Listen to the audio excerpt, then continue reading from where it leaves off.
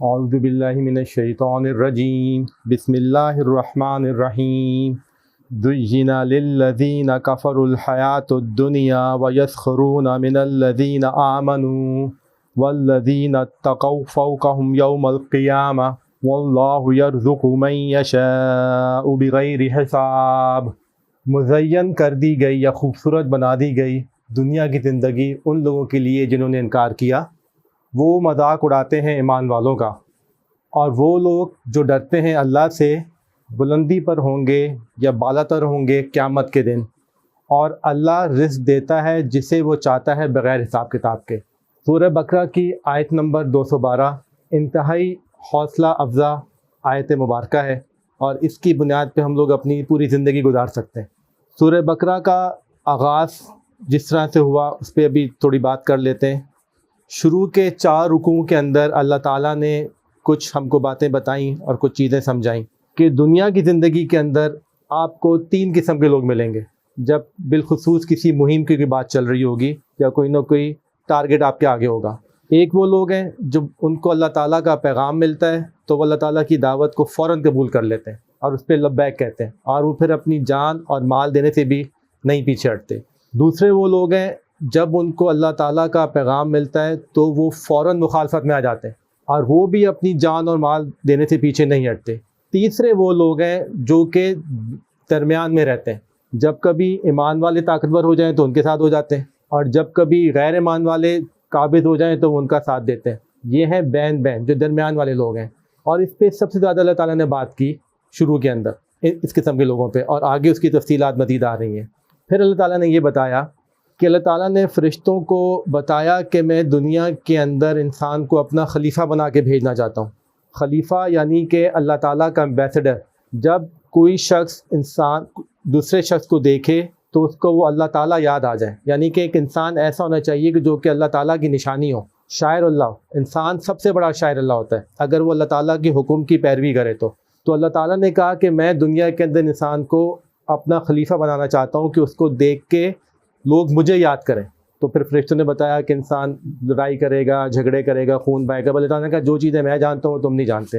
اور پھر انہوں نے حضرت آدم علیہ السلام کی تخلیق کی، اور حضرت آدم علیہ السلام کو اللہ تعالیٰ نے چیزوں کے نام بتائے۔ چیزوں کے نام کا مطلب یہ ہے کہ ان کو خاصیت پتہ چل گئی کہ مٹی کا کیا کام ہے، لوہے کا کیا کام ہے، پیتل کا کیا کام ہے، تانبے کا کیا کام ہے، آگ کیسے جلتی ہے، ہوا کیسے چلتی ہے۔ تو اللہ تعالیٰ نے ساری خصوصیات انسان کو بتا دیں حضرت آدم علیہ السلام کو، جس کی وجہ سے آج سائنس دنیا میں اتنی ترقی کر چکی ہوئی ہے کہ ہم لوگ مریخ پہ جا رہے ہیں، ہم لوگ چاند پہ جا رہے ہیں، ہمارے پاس دنیا کے بہترین ہاسپٹلز ہیں، گاڑیاں ہمارے پاس بہت اچھی ہیں، مکان بہت بڑے بڑے ہیں۔ تو یہ سارا وہی علم ہے جو اللہ تعالیٰ نے حضرت آدم علیہ السلام کو جب وہ ان کو پیدا کر رہے تھے، تخلیق کر رہے تھے، تب ان کو دیا تھا اللہ تعالیٰ نے۔ اس کے بعد 5ویں رکوع سے لے کے 15ویں رکوع کے شروع کی 2 آیات مبارکہ تک اللہ تعالیٰ نے ذکر کیا بنی اسرائیل کا۔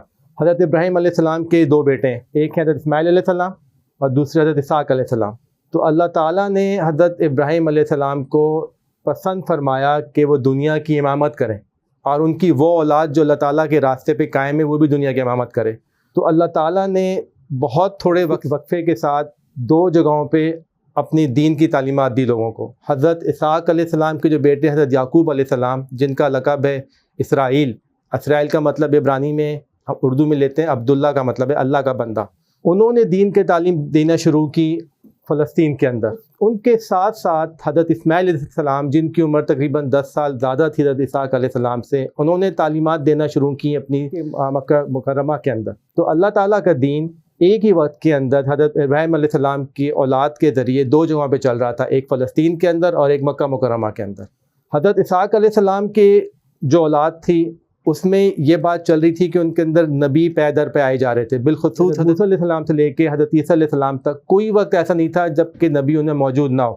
اس کے برعکس جو اولاد حضرت اسماعیل علیہ السلام کی مکہ مکرمہ میں تھی، وہاں پہ حضرت اسماعیل علیہ السلام کے بعد تقریباً 2500 سال بعد نبی اکرم صلی اللہ علیہ وسلم آئے، درمیان میں کوئی نبی نہیں آیا وہاں پہ۔ لیکن ہم کیا دیکھتے ہیں، تقریباً 2500 سال کے بعد وہ لوگ جن کو اللہ تعالیٰ نے کتابیں دی تھیں، جن کو اللہ تعالیٰ نے بے انتہا انبیاء بھیجے تھے، اور وہ لوگ جن پہ حضرت اسماعیل علیہ السلام کے بعد کوئی نبی نہیں آیا تھا جب تک رسول اللہ صلی اللہ علیہ وسلم موجود نہیں تھے، وہ دونوں ہی بھٹک گئے۔ اور ان دونوں کے بھٹکنے کی وجوہات کیا تھیں؟ دنیا کی زندگی سے پیار، اپنے مفادات کو آگے رکھنا اور ضدم زدہ ایک دوسرے کے ساتھ چلنا۔ تو اللہ تعالیٰ نے دکھا دیا ایک وہ قوم جہاں پہ کتابیں آ رہی تھی اس کا کیا بنا، اور ایک وہ قوم جہاں پہ کتابیں انبیاء نہیں تھے اس کا کیا بنا۔ وہ تقریباً دونوں ہی برابر ہو چکے تھے جہالت کے اعتبار سے اور بغاوت کے اعتبار سے۔ عیسیٰ علیہ السلام حضور صلی اللہ علیہ وسلم سے پہلے آخری نبی تھے، وہ بھی امت موسوی علیہ السلام کے اندر سے ہیں کیونکہ وہ بھی تورات کی تعلیمات دینے کے لیے آئے تھے، لیکن لوگوں نے ان کی بات بھی نہ سنی اور یہاں تک کہ وہ ان کی جان کے در پہ ہو گئے، اور پھر ہم جانتے ہیں کہ اللہ تعالیٰ نے ان کو آسمانوں پہ اٹھا لیا۔ تو یہ ایک بات چل رہی تھی حضرت اسحاق علیہ السلام کی اولاد کے اندر سے، حضرت اسماعیل علیہ السلام کی اولاد جو مکہ مکرمہ میں تعلیمات دے رہے تھے وہ بھی بھٹک چکے ہوئے تھے۔ اس کے بعد 18ویں رکوع سے سورہ بقرہ کے اور اب تک جو بات چل رہی ہیں وہ اللہ تعالیٰ خطاب کر رہے ہیں ہم لوگوں کے ساتھ، امت محمدی صلی اللہ علیہ وسلم کے ساتھ۔ اللہ تعالیٰ نے ہم کو سمجھایا کہ جو پہلی شریعت تھی وہ کن وجوہات کی بنیاد پہ ناکام ہوئی، اور تم لوگ ان چیزوں سے بچو کہ تم لوگ ناکام نہ ہو جاؤ۔ سب سے پہلی تعلیم جو اللہ تعالیٰ نے دی ہم لوگوں کو کہ حلال مال کھاؤ، کہ جس چیز کا اللہ تعالیٰ نے حکم دے دیا ہے اس کو کھاؤ، اور تم یہ نہیں کر سکتے کہ کسی کا مال طاقت سے کھا لو، چوری کے ساتھ کھا لو، دھوکہ دے کے کھا لو، وہ بھی حرامی، اس سے جو چیز تم خریدو گے، جو چیز تم بناؤ گے وہ بھی حرامی ہوگا۔ تو سب سے پہلی چیز جو انسان کو صحیح راستے پہ لے کے جاتی ہے اللہ تعالیٰ کی توحید کو سمجھنے کے بعد اگر انسان کو سمجھ آ جائے وہ ہے کہ آپ حلال مال کھائیں اور کوئی چیز نہ کھائیں۔ اس کے بعد پھر اللہ تعالیٰ کی مزید احکامات آئے کہ قصاص و دیت کے اندر کیا کرنا ہے، آپ نے اپنی وراثت کیسے تقسیم کرنی ہے، روزوں کے احکامات آئے۔ اور 24ویں رکوع سے لے کے اب تک کی جو بات چل رہی ہے وہ بات یہ چل رہی ہے کہ رسول اللہ صلی اللہ علیہ وسلم مدینے کے اندر یہ چاہ رہے تھے کہ ہم لوگ حج یا عمرہ کرنے کے لیے مکے میں جائیں، اور وہاں پہ مشرکین مکہ کا قبضہ تھا مکہ میں، تو ان کو یہ خدشہ تھا کہ جب ہم جائیں گے تو وہاں پہ جنگ ہوگی۔ تو اس پس منظر کے اندر مسلمانوں کا ایک گروپ یہ کہہ رہا تھا کہ جو اللہ تعالیٰ کے رسول کا حکم آ گیا ہم ویسے ہی کریں گے چاہے ہمیں جانے اور مال دینا پڑ جائے۔ دوسرا گروپ مسلمانوں کا گروپ جو کہ نیا ایمان لے کے آئے تھے اور جو زیر سایہ تھے یہودیوں کے، وہ یہ کہتے تھے کہ جنگ ضروری نہیں ہے، تو آپ کچھ بات چیت کر لیں اور جنگ نہ کریں۔ پھر اللہ تعالیٰ نے نشانی بتائی ان لوگوں کی کہ جو ایمان پہ ہوتے ہیں لیکن ان کا ایمان کمزور ہوتا ہے۔ سارا پس منظر ہم لوگ اس لیے بات کر رہے ہیں کہ کچھ نئے اسٹوڈنٹ بھی آئے، ہم لوگ بات چیت کر لیں تاکہ ان کو سمجھ آ جائے۔ اللہ تعالیٰ نے یہ بتایا خطاب کر کے یا ایھا الذین آمنو، اے وہ لوگوں جو ایمان لے کے آئے ہو، اگر تم میں سے کوئی لوگ جھوٹی قسمیں کھاتے ہیں اللہ تعالیٰ کی، اپنی بات کو منوانے کے لیے لوگوں سے جھگڑا کرتے ہیں کسی مہم کے لیے، اور اپنی جھوٹی عزت کے لیے اپنی 1.5 اینٹ کی مسجد بنا لیتے ہیں اور آدھے دین پہ قائم رہتے ہیں، یعنی کہ نماز تو وہ لوگ پڑھ رہے ہیں لیکن ساتھ میں سود کا کام کر رہے ہیں، ملاوٹ وہ لوگ کر رہے ہیں لیکن ساتھ میں حج پہ جا رہے ہیں، عمرے پہ جا رہے ہیں، داڑیاں اور ہولیاں بالکل اللہ تعالیٰ کے لوگوں جیسا ہے لیکن ساتھ میں جھوٹ چلا رہے ہیں۔ جو لوگ آدھے دین پہ رہتے ہیں، مکمل دین پہ نہیں رہتے، اللہ تعالیٰ کہتے ہیں آپ شیطان کے راستے پہ چل رہے ہو، اور یہ کھلم کھلا بغاوت ہے، اور یہ بہت بڑا دھوکہ ہے جو انسانوں کو دیتا ہے شیطان، کہ نماز پڑھ لی لیکن جھوٹ چل رہا ہے، ساتھ میں سود کا کاروبار چل رہا ہے لیکن آپ ساتھ میں حج پہ جا رہے ہو۔ بہت بڑا دھوکہ شیطان دیتا ہے جس میں کافی لوگ آئے ہوئے ہیں۔ پھر اللہ تعالیٰ ہمیں یہ بتا رہے ہیں کہ یہ ہوتا کیوں ہے۔ اب یہ آیت مبارکہ اس کے متعلق بات کر رہی ہے۔ وہ ہوتا اس لیے ہے کہ لوگ کیوں بھٹکتے ہیں اللہ تعالیٰ کے راستے سے، کہ اللہ تعالیٰ کہتے ہیں کہ دنیا کی زندگی میں نے مزین کر دی ہے یا خوبصورت بنا دی ہے ان لوگوں کے لیے جو کہ اللہ تعالیٰ کے راستے پہ پورے نہیں چلتے، جو کہ انکار کرتے ہیں۔ اب دنیا اور عالم کے اندر کیا فرق ہے؟ دنیا ہر انسان کی ایک اپنی دنیا ہوتی ہے، جیسے ایک میری دنیا ہے، میرے بیوی بچے، میرا کاروبار، میری نوکری، میں جس جگہ پہ رہتا ہوں، میرے پاس جو گاڑی ہے، جو گھر ہے۔ آپ لوگوں کی اپنی دنیا ہے، آپ کے دوست، آپ کے والدین، آپ کا گھر بار جہاں سے آپ کے والدین کاروبار کرتے ہیں، تو ہر انسان کی اپنی دنیا ہے۔ عالم کا مطلب یہ ہے کہ اس میں چرند پرند سب کو آ جاتا ہے، جیسے اللہ تعالیٰ فرماتے ہیں کہ ہم نے بنی اسرائیل کو تمام عالموں پہ فضیلت بخشی، تو وہاں پہ دنیا کا لفظ نہیں آیا۔ دنیا کا مطلب یہ ہے کہ ہر انسان کی ایک اپنی دنیا ہے، چاہے وہ ٹیچر ہو یا وہ پولیس کے اندر ہو یا وہ جج ہو یا وہ فوجی ہو یا وہ کاروبار میں منسلک ہو۔ رسول اللہ صلی اللہ علیہ وسلم نے فرمایا الدنیا سجن المومن والجنت الکافر، کہ دنیا کی جو زندگی ہے وہ مومن کے لیے ایسی ہے جیسے قید خانہ، اور کافر کے لیے ایسی ہے جیسے کوئی جنت کی جگہ۔ ایک اور حدیث مبارکہ صحیح مسلم اور صحیح بخاری میں آتی ہے جس کا مفہوم یہ 6487 غالباً حدیث نمبر ہے، کہ اللہ تعالیٰ نے جنت کو ڈھانپ دیا ہے ناگوار چیزوں سے، اور اللہ تعالیٰ نے دوزخ کو ڈھانپ دیا ہے خوشگوار چیزوں سے۔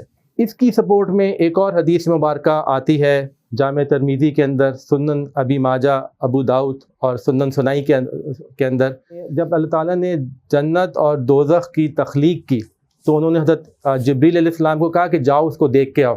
جب وہ جنت کو دیکھنے گئے اور جب وہ واپس آئے اللہ تعالیٰ کے پاس تو کہتے ہیں یا اللہ تعالیٰ تیری عزت کی قسم، اس میں تو شاید ہی کوئی شخص جانے کی کوشش نہ کریں اور لوگ اپنا جان مال لگا دیں گے اس میں جانے کے لیے۔ پھر اللہ تعالیٰ نے اس کو ڈھانپ دیا ناگوار چیزوں سے۔ ناگوار چیزیں یا وہ چیزیں جو انسان کی طبیعت پہ بھاری ہیں وہ کیا ہیں؟ گرمیوں کے اندر فجر کی نماز پڑھنا، سردیوں میں غسل کرنا یا وضو کرنا نماز کے لیے، گرمیوں میں روزے رکھنا۔ آپ کے سامنے بے انتہا پیسے پڑے ہوئے، اگر کوئی ملازم کو اللہ تعالیٰ نے اختیار دیا ہوا ہے کہ وہ پیسوں کا کاروبار کرتا ہے، حرام سے دور رہنا اور حلال مال کمانا۔ کوئی شخص کے والد کا انتقال ہو گیا اور وہ بڑا بھائی ہے اور وہ اپنے چھوٹے بھائیوں کے پیسہ نہ کھائے کہ اللہ تعالیٰ کا، اللہ کہتے ہیں انسان کا حق مارا جائے گا۔ ان چیزوں سے بچنا، جھوٹ نہ بولنا، یہ انسان کی طبیعت پہ بہت ناگوار گزرتی ہیں۔ اور اس کے بعد اللہ تعالیٰ نے جنت کو ڈھانپ دیا ناگوار چیزوں سے۔ جب حضرت جبریل علیہ السلام دوبارہ دیکھنے گئے تو کہتے ہیں یار اللہ تعالیٰ مجھے ڈر ہے کہ شاید کوئی شخص اس میں جا سکے ان چیزوں کی وجہ سے۔ اس کے بعد جب اللہ تعالیٰ نے دوزخ کے بارے میں کہا کہ جبریل جب دیکھ کے اس کو آؤ، تو وہ گئے اور جب انہوں نے دیکھا، انہوں نے جب واپس آئے تو کہا کہ اللہ تعالیٰ تیری عزت کی قسم، یہ تو اس سے ہر کوئی اپنی جان بچائے گا، یہ تو بہت ہی سخت چیز ہے۔ اس کے بعد جب اللہ تعالیٰ نے اسے ڈھانپ دیا خوشگوار چیزوں سے۔ خوشگوار چیزیں کیا ہیں؟ آپ پیسہ کما رہے ہیں بغیر دیکھے کہ حلال ہے یا حرام ہے، آپ کے پاس بڑا گھر آ گیا، آپ پیسہ کما رہے ہیں کسی کو دھوکہ دے کے، آپ کے پاس بڑی گاڑی آ گئی، آپ اپنے بچوں کو باہر تعلیم کے لیے بیچ رہے ہیں حرام مال کما کے، آپ حج پہ جا رہے ہیں حرام مال کے ذریعے، جھوٹ بول کے یہ کام کر رہے ہیں، کسی کا حق مار رہے ہیں، اور خوبصورت عورتوں سے آپ منسلک ہیں کسی طرح سے، وہ چیزیں جس سے انسان کے نفس کی تسکین ہوتی ہیں، یہ خوشگوار چیزیں۔ تو جب حضرت جبریل علیہ السلام دیکھ کے واپس آئے تو انہوں نے کہا کہ جب آپ نے شاید ہی کوئی شخص ہے جو دوزخ سے بچ سکے، کیونکہ اس کو اتنی اچھی چیزوں سے ڈھانپا ہوا ہے۔ تو کہنے کا مطلب یہ ہے کہ اللہ تعالیٰ نے جو جنت بنائی ہے اس کے لیے ہم لوگوں کو کافی تکالیف برداشت کرنا پڑتی ہیں دنیا کے اندر۔ حلال حرام کی تمیز کرنی ہے، سچ کی تمیز کرنی ہے، باطل اور حق کی تمیز کرنی ہے۔ تو یہ بات یہاں پہ ایسے چل رہی ہے۔ اس کے بعد اللہ تعالیٰ فرماتے ہیں اور وہ مذاق اڑاتے ہیں ان لوگوں کا جو ایمان لے کے آئے۔ اب یہ مذاق اڑانے کا سلسلہ چل رہا ہے آج کی دنیا میں، اور جب سے حضرت آدم علیہ السلام آئے جو لوگ حق پہ تھے ان کا مذاق اڑایا جاتا ہے۔ آج کل مذاق کیا بنتا ہے کہ جی وہ تو ایک بیوقوف انسان ہے، وہ تو اپنے کام سے کام رکھتا ہے۔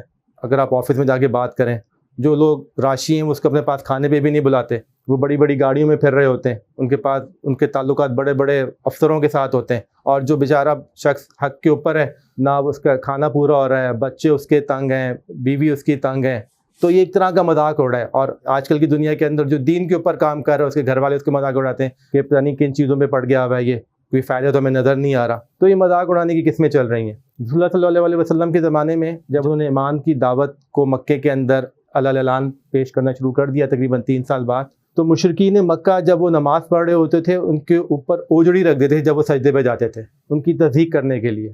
ان کے پڑوسی ان کو تنگ کرتے تھے۔ ارحیق مختوم کے اندر یہ ساری باتیں آئی ہوئی ہیں۔ اس طرح کا مذاق اڑتا تھا۔ اللہ تعالیٰ سورہ مطففین میں فرماتے ہیں ان الذین اجرموا کانوا من الذین آمنوا یضحکون، اور وہ لوگ جو گناہ گار ہیں وہ تصدیق کرتے ہیں ان لوگوں کی جو ایمان لے کے آئے۔ تو یہ سلسلہ شروع سے لے کے اب تک چلا آ رہا ہے مذاق اڑانے کا۔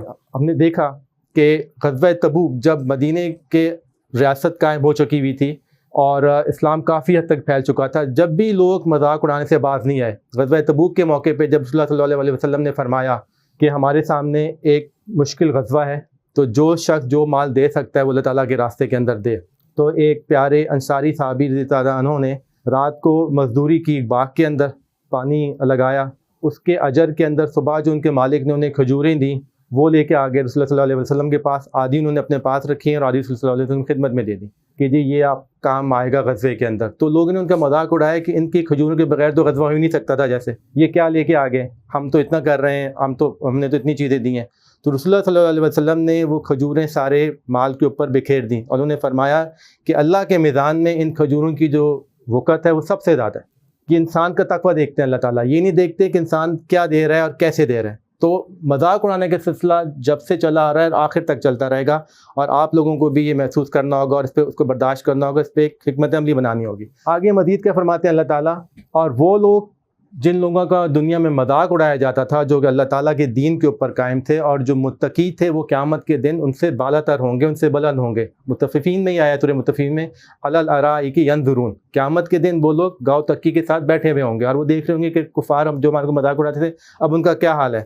اب اللہ تعالیٰ نے یہ فرمایا جو لوگ تقوی پہ تھے، اللہ تعالیٰ نے یہ نہیں کہا جن لوگوں کی عمریں 100 سال تھیں یا 50 سال تھیں یا 30 سال تھی۔ اللہ تعالیٰ کے نزدیک عمر کا کوئی حساب کتاب نہیں ہے، بات ہے تقوی کی. چاہے اپنے 2 دن اپنی زندگی گزاری ہو پر وہ تقوی کے اوپر گزاری ہو، اپنے اللہ تعالیٰ کے ڈر سے اپنی زندگی گزاری ہو. تقوی کا مطلب ہے اللہ تعالیٰ کا ڈر، اللہ کی محبت کی وجہ سے. واللہ یرزق من یشاء بغیر حساب، اور اللہ تعالیٰ دیتے ہیں رزق جسے چاہتے ہیں اپنی مرضی سے بغیر حساب کتاب کے. اب بظاہر اس آیت کا تعلق ان باتوں کے ساتھ لگتا نہیں ہے. یہ بالکل وہی بات ہے جو رکوع نمبر 23 میں ہم نے پڑھی تھی، جس میں رکوع نمبر 23 میں سورہ بقرہ کے اندر تمام احکامات آ گئے ہوئے ہیں روزوں کے متعلق. روزوں کا ذکر رکوع نمبر 23 میں سورہ بقرہ کے علاوہ قرآن شریف میں ہمیں اور کہیں نہیں ملتا. لیکن وہ رکوع ختم کس طرح سے ہوا تھا کہ اور نہ تم کھاؤ ایک دوسرے کے مال بہام آپس کے اندر. بظاہر اس چیز کا مال کا کھانے کا کوئی تعلق نہیں بنتا روزوں کے ساتھ، لیکن چھوٹی تقوی کی یہ ہے کہ آپ ایک دوسرے کے مال پہ نظر رکھنا چھوڑتے ہیں اور مال نہ کھائیں ایک دوسرے کا. یہاں پہ اللہ تعالیٰ سمجھا تو یہ رہے ہیں کہ مزین کر دی کافروں کے لیے دنیا کی زندگی، لیکن بتا یہ رہے ہیں کہ جی اللہ تعالیٰ جسے چاہتے ہیں اپنی مرضی سے رزق دیتے ہیں. یعنی کہ اللہ تعالیٰ اصل رزق کا اختیار اللہ تعالیٰ ہی کے پاس ہے. اگر آپ کوئی چیز 2 نمبری سے کما رہے ہیں، جھوٹ بول کے کما رہے ہیں، کسی کو دھوکہ دے کے کما رہے ہیں، یا کوئی شارٹ کٹ لگا کے کما رہے ہیں، تو اس بات کا مطلب یہ نہیں ہے کہ آپ کا رزق بڑھ جائے گا. رزق بڑھے گا ان لوگوں کا جن کا اللہ تعالیٰ چاہتے ہیں اور جو متقین لوگ ہیں. سورہ طلاق کے اندر اللہ تعالیٰ فرماتے ہیں وَمَن يَتَّقِ اللَّهَ يَجْعَل لَّهُ مَخْرَجًا وَيَرْزُقْهُ مِنْ حَيْثُ لَا يَحْتَسِبُ، کہ جو لوگ ڈرتے ہیں اللہ تعالیٰ سے، اللہ تعالیٰ ان کو نجات دلا دیتا ہے، ان کو مشکل صورتحال سے نکال دیتے ہیں، اور اللہ تعالیٰ ان کو وہاں سے رزق دیتے ہیں جہاں سے ان لوگوں کو اس کا گمان بھی نہیں ہوتا.